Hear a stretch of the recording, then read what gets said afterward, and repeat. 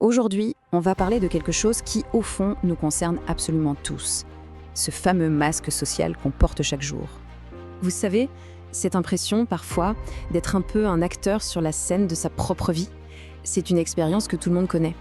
Mais, et si je vous disais que ce rôle, il est à la fois super important et en même temps potentiellement dangereux? En quelques minutes, vous aurez les clés pour comprendre comment jongler entre la personne que vous montrez au monde et qui vous êtes vraiment. Alors un petit point important, avant de commencer, tout ce qu'on va voir ensemble, c'est à but éducatif.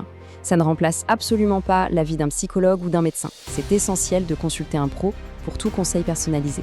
Allez, on plonge dans le vif du sujet, ce fameux masque social. Pourquoi est-ce qu'on en a besoin au juste? Est-ce que c'est juste une manière de se cacher? Eh bien, vous allez voir, la réponse est un peu plus subtile que ça. L'origine du mot est juste fascinante. Persona, en latin, ça veut dire raisonner à travers. Le masque des acteurs de l'Antiquité, il n'était pas fait pour cacher, mais au contraire pour projeter la voix, le personnage. C'est donc avant tout un outil pour interagir avec le monde. Et ce qui est super important de comprendre, c'est que ce masque a deux fonctions clés. D'un côté, c'est notre interface sociale, ce qui nous permet de nous adapter, de jouer le jeu. Et de l'autre, c'est un bouclier. Il protège ce qu'il y a de plus intime, de plus vulnérable en nous, contre les pressions du monde extérieur.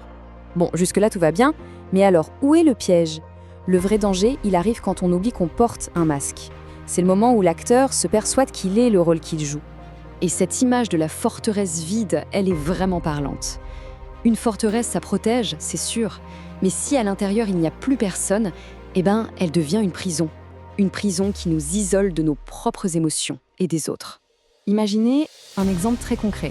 Quelqu'un qui s'identifie corps et âme à son travail.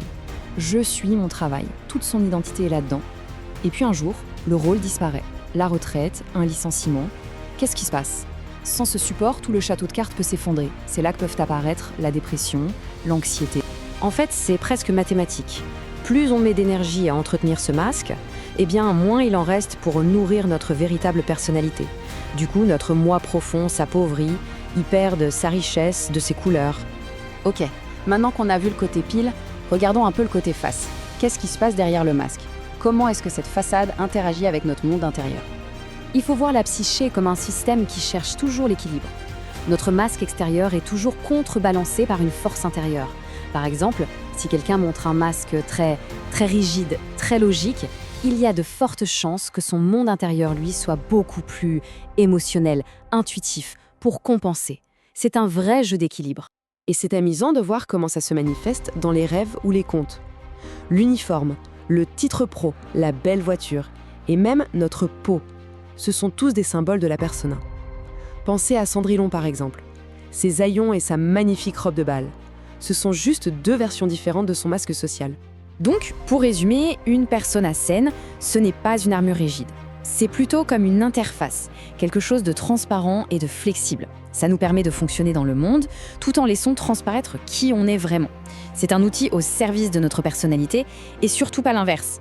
Bon, la théorie, c'est bien beau, mais en pratique, on fait comment? Comment est-ce qu'on peut gérer ça activement au quotidien? Voici un petit plan d'action super simple en 3 étapes. D'abord, identifier. Prenez juste conscience des différents masques que vous portez. Ensuite, étape 2, s'entraîner. Essayez de remarquer quand un masque vous semble trop serré, quand il ne vous correspond plus. Et enfin, étape 3, se connecter.